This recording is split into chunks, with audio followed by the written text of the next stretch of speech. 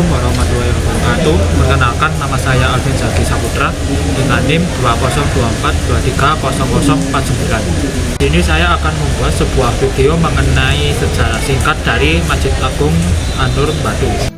Masjid Agung An-Nur Kota Batu adalah salah satu masjid tertua di Jawa Timur yang berdiri sejak tahun 1920.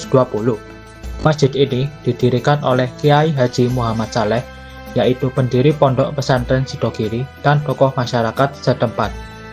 Dengan gaya arsitektur campuran antara Jawa, Arab, dan modern, serta memiliki kubah besar dan menara tinggi, masjid ini memiliki 2 lantai yang bisa menampung sekitar 5.000 jamaah, serta didukung dengan fasilitas seperti ruang wudhu, tempat penitipan barang, perpustakaan, ruang serbaguna, dan lain-lain.